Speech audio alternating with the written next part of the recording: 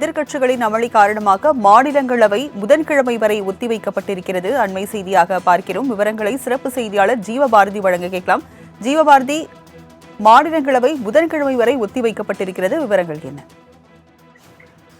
இன்றைய தினம் குளிர்கால கூட்டத்தொடர் தொடங்கி இருந்துச்சு. குறிப்பிட்டு மாநிலங்களவை 11:45 மணி வரை ஒத்திவைக்கப்பட்டிருந்துச்சு. அதன் தொடர்ச்சியாக மீண்டும் கூடிய நிலையில ஒரு சில நிமிடங்கள்லயே மீண்டும் அவையானது ஒத்திவைக்கப்பட்டிருந்துச்சு. அதற்கான காரணம் எதிர்க்கட்சிகள் தொடர்ச்சியான அந்த அமளிதான் காரணமா குறிப்பிடப்படுது.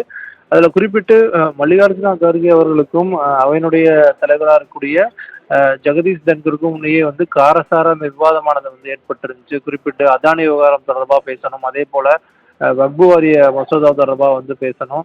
அடுத்தது கேரள மாநிலத்திற்கான அந்த நிதி கொடுக்கப்படல. தொடர்ச்சியாக கடுமையான மழையின் காரணமாக பாதிக்கப்பட்ட கேரள மாநிலத்துக்கான நிதி கொடுக்கப்படலை அப்படின்ட்டு பல விஷயங்கள் குறிப்பிடப்பட்டிருந்துச்சு. என்னை அவையை நடத்த விடுங்க அப்படின்ட்டு ஜெகதீஷ் தன்கர் எதிர்கட்சிகள்கிட்ட கேட்டிருந்தாரு. இந்த நிலையில கடுமையான இந்த விவாதத்துக்கு பிறகு தற்போது அந்த அவையானது மீண்டும் நாள் முழுவதும் ஒத்திவைக்கப்பட்டிருக்கு. ராஜலட்சுமி, எதிர்க்கட்சிகளின் அமளி காரணமாக மாநிலங்களவை புதன்கிழமை வரை ஒத்திவைக்கப்பட்டிருக்கிறது. விவரங்களை வழங்கியதற்கு நன்றி ஜீவபாரதி.